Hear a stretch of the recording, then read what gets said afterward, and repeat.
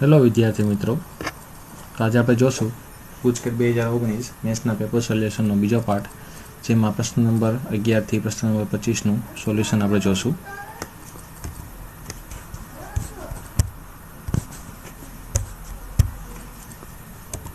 તો પહેલો પ્રશ્ન આપણો છે મોડ એક્સ બરાબર મોડ વાય બરાબર મોડ એક્સ બાર વત્તા વાય બાર, જેનું મૂલ્ય છે 1, અને આપણે મેળવવાનું છે મોડમાં એક્સ બાર માઇનસ વાય બાર.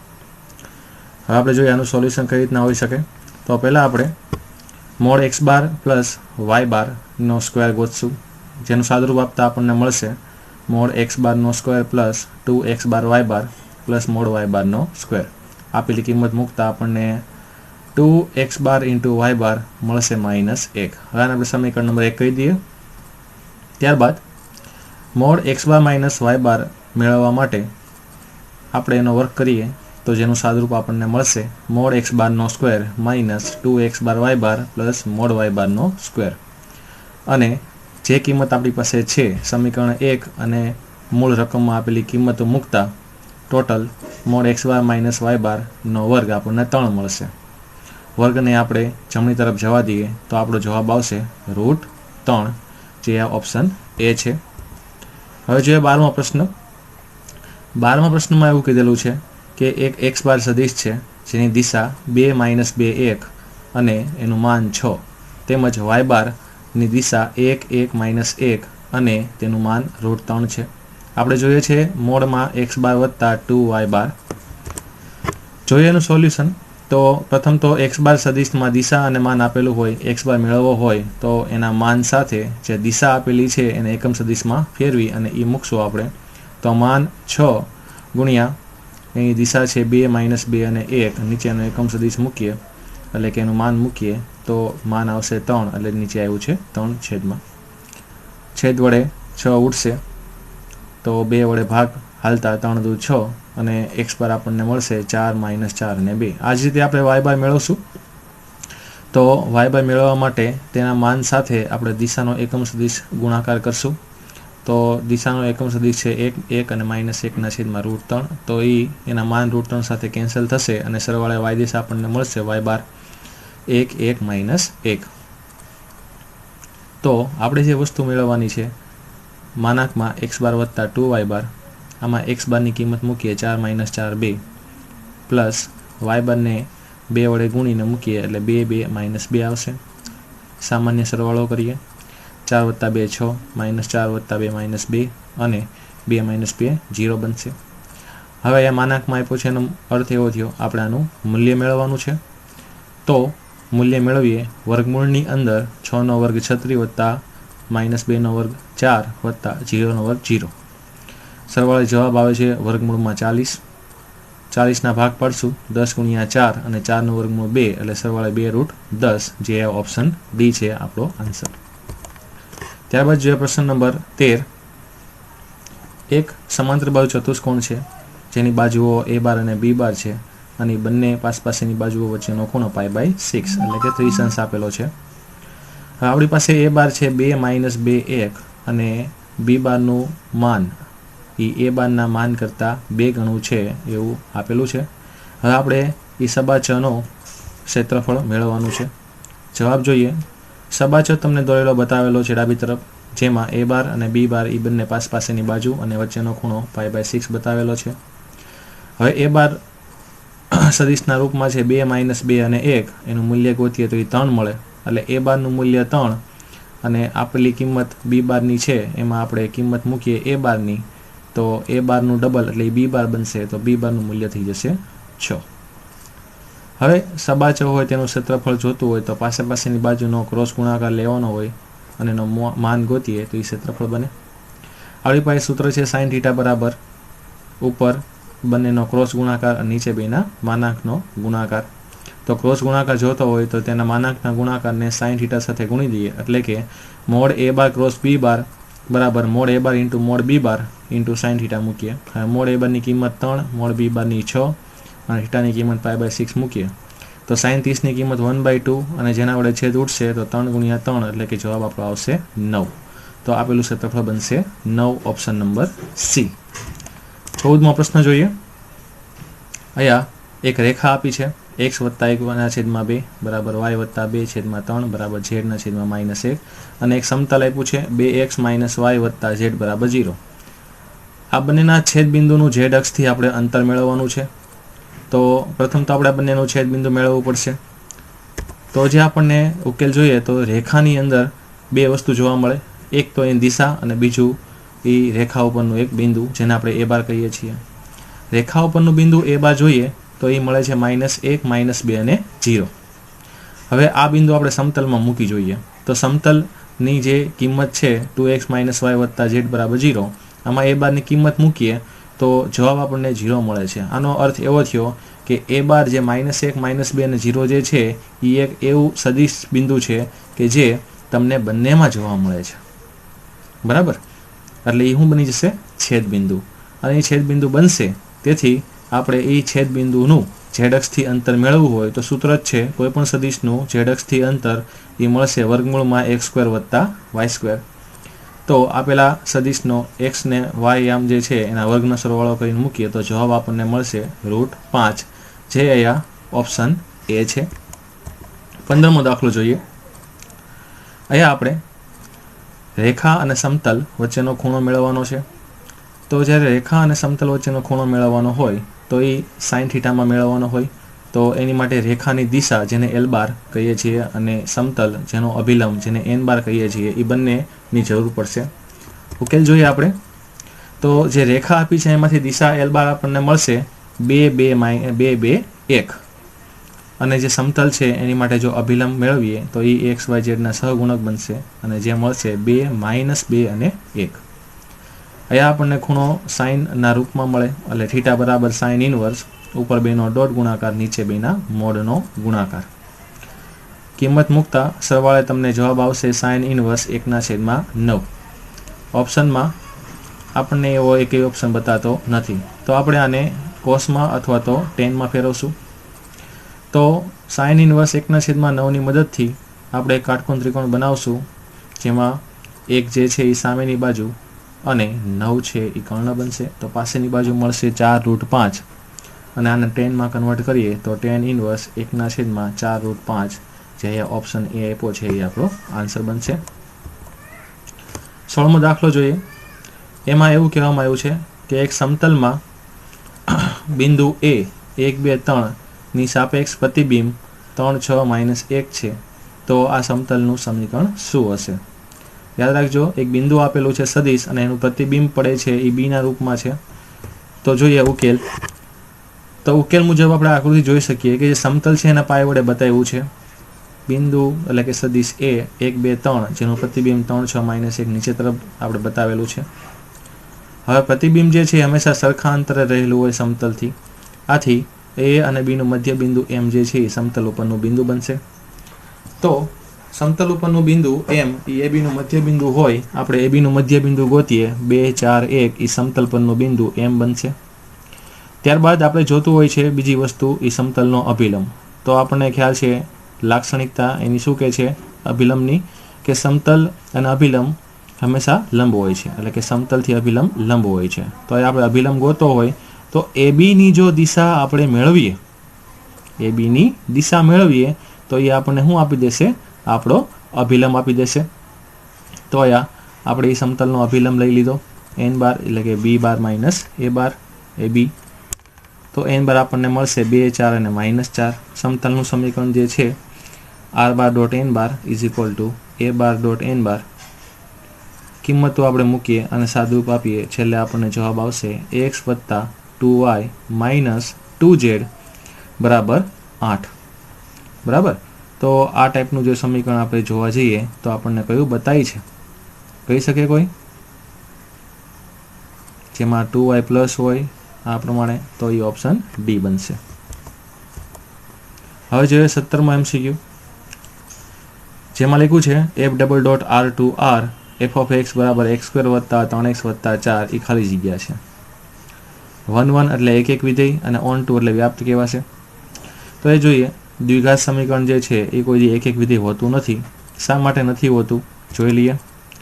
તો અહીંયા જ્યારે આપણે સમતલ આપેલું સમીકરણ છે વિધેય एक्स स्क्वेर वत्ता 3x वत्ता 4 एमां प्रथम बे पदमांथी x ने सामान्य काढीए तो x काउंसमां x वत्ता 3 प्लस 4 आ टाइपनुं स्वरूप बनशे।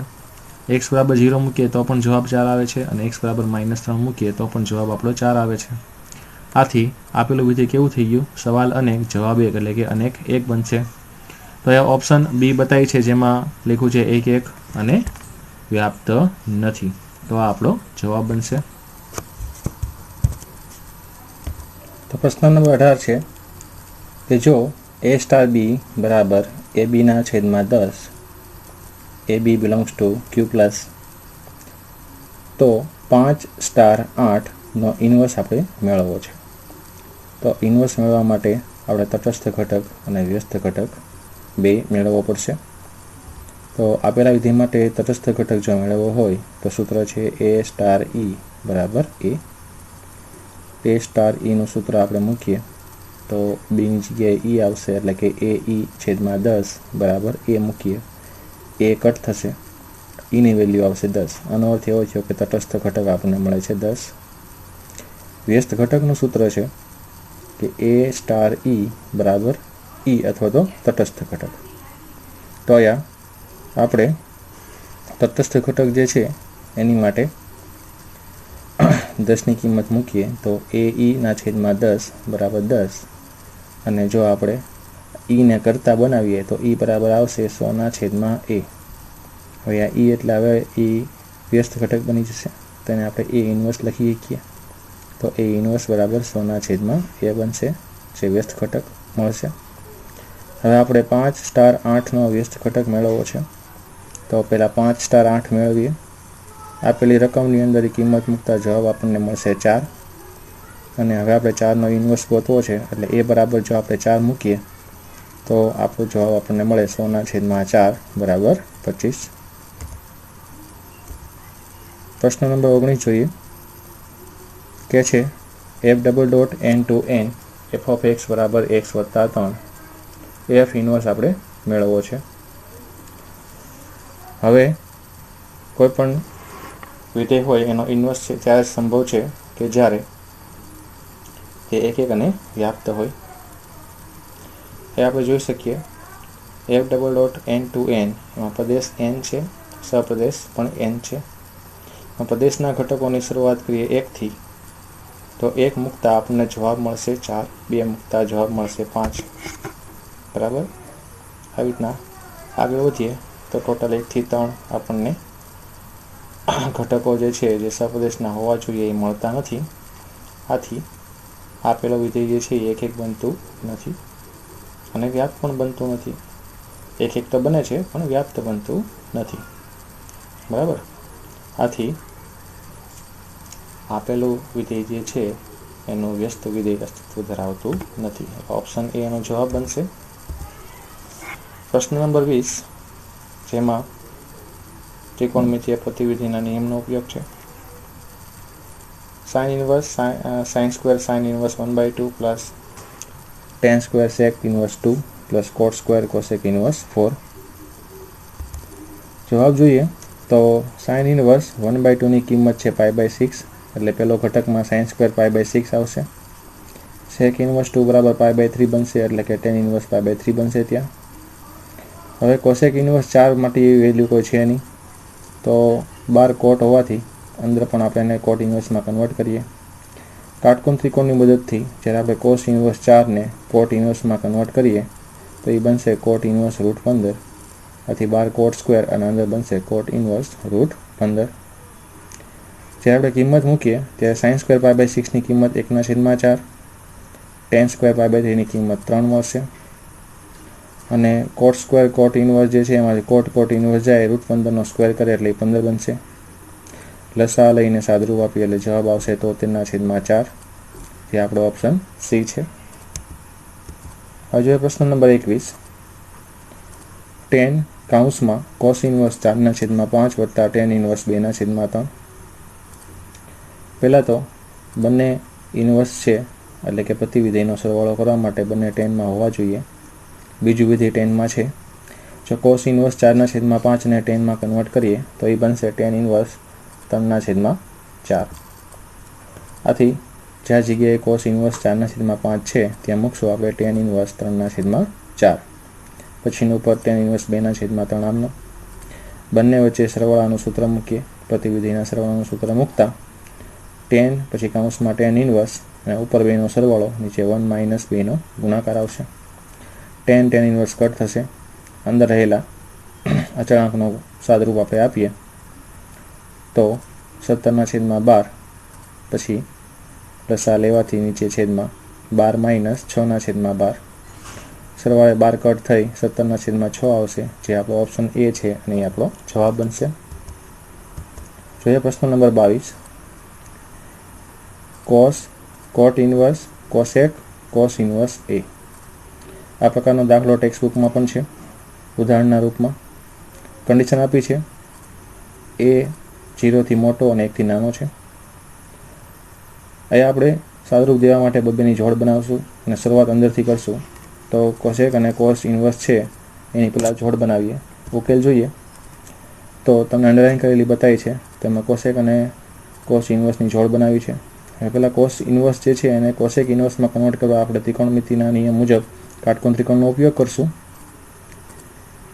કોસ બતાવશે પાસેની બાજુ અને કર્ણ, તો એ મુજબ સામેની બાજુ √1 - a² મળશે.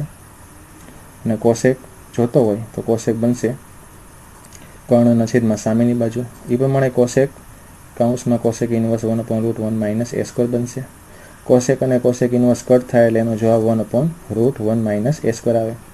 તો એ જે 12ના 2 વિધિ છે કોસ અને કોટ ઇન્વર્સ એને લાગી જાય. ફરીવાર આપણે આ જ વસ્તુ એપ્લાય કરીએ કે અંદરના કોટ ઇન્વર્સને 12 કોસ જ છે એટલે કે કોસ ઇન્વર્સમાં કન્વર્ટ કરશું આપણે. જ્યારે આપણે એને કોસ ઇન્વર્સમાં કન્વર્ટ કરીએ ત્યારે જવાબ આવે છે અંદર 1/√2 - a². તો 12 કોસ અને કોસ ઇન્વર્સ કટ થઈ જશે. જવાબ આવશે 1/√2 - a², જે ઓપ્શન સી છે અને આપણો જવાબ બનશે. હવે જોઈએ 23મો નિશ્ચાયકનો દાખલો છે જેમાં આપણે જવાબ છે એ લાવવાનો છે સાદરૂપમાં. આપેલો નિશ્ચાયક છે 2x2, જેનો આપણે સાદરૂપ આપીએ તો જવાબ આવે છે sin4 + cos4. સાદરૂપ દેવા માટે આપણે sin4 અને cos4ની વચ્ચે 2 sin² cos² ઉમેરશું અને એટલા જ બાદ કરશું. જ્યારે આપણે 2 sin² cos² ઉમેરીએ એટલે એક પૂર્ણ વર્ગ પદાવલી બને જે sin² + cos² આખા કૌંસનો વર્ગ બતાવે અને બાદ કરેલા 2 sin² અને cos² આમ રહેશે, જે બીજા પદમાં બતાવી છે. નિત્યસમ છે કે sin² + cos² = 1 અને એનો વર્ગ પણ 1 આવશે એટલે આવશે 1 - 1/2. આ 1/2 કેવી રીતના આવ્યો છે તો કે જે 2 જે છે એને આપણે 2 વડે મલ્ટીપ્લાયને ડિવાઈડ કરીએ તો જે છેદમાં છે 2 એ આમનામ રહેશે અને મલ્ટીપ્લાય થયેલો 2 છે એ ત્યાં 4 બની જશે. 4 sin² cos² એ sin 2θનો સ્ક્વેર બતાવે એટલે પછીનું પદ જોઈએ તો 1 - 1/2 sin² 2θ બને છે.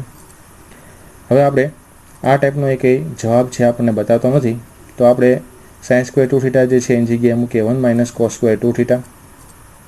1 આમનામ 1/2 અંદરના 2 પદ સાથે ગુણાય તો 1 - 1/2 + 1/2 cos² 2θ બનશે. 1 - 1/2 એટલે 1/2 અને બંનેમાંથી 1/2 સામાન્ય કાઢીએ એટલે કૌંસમાં વધે 1 + cos² 2θ.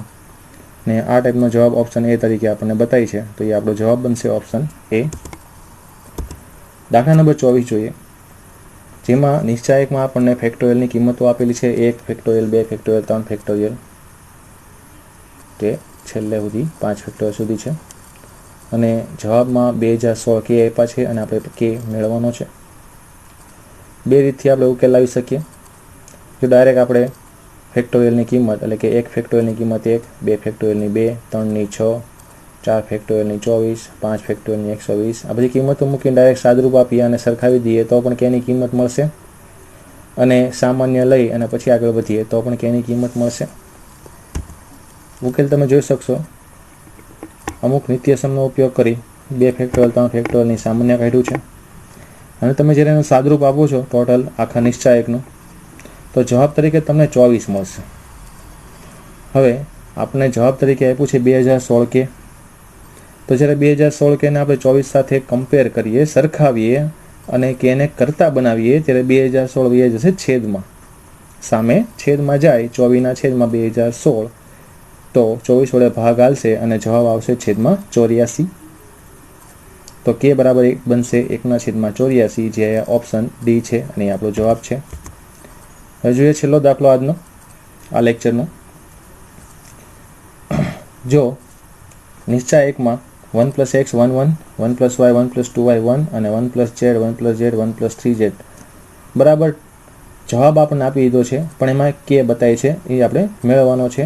જવાબ છે એનો 10k × xyz કૌંસમાં 3 + 1/x + 1/y + 1/z. તો આ દાખલો પણ પાઠ્યપુસ્તકનો છે, કેવી રીતના હોય છે આપણે જોઈ લઈએ. તો આમાંથી આપણે પ્રથમમાંથી x, બીજામાંથી y અને ત્રીજામાંથી z સામાન્ય લઈ લેવાના હોય છે. એટલે જ્યાં 1 હશે ત્યાં 1/x 1/y અને 1/z જેવા પદ બનશે. અને આપણે કોઈ પણ બે રોને કે કોલમને ત્રીજામાં એડ કરશું એટલે આપણને 3 + 1/x + 1/y અને 1/z પદ મળે. સામાન્ય કાઢી અને સાદરૂપ આપીએ તો આપણને સમથિંગ જે આપેલો છે એ પ્રકારનો એક જવાબ મળશે. તો જ્યારે આપણે ડાયરેક્ટ જવાબ ગોતીએ છીએ તો અત્યારે રકમ આપી છે અને એનો જવાબ છે 10k xyz 3 + 1/x 1/y 1/z અને મૂળ જવાબ આપણો આવે છે 2xyz 3 + 1/x 1/y અને 1/z નો સરવાળો. જ્યારે સરખાવીએ છીએ ત્યારે સરખા પદ ઉડી જાય તો 10k બરાબર 2 આવશે અને k ને કરતા બનાવીએ એટલે k બરાબર આવશે 2/10 એટલે k ની કિંમત બનશે 1/5, જે ઓપ્શન સી છે. આઈ હોપ કે તમને મજા આવી છે. તો please like, share and subscribe our channel science.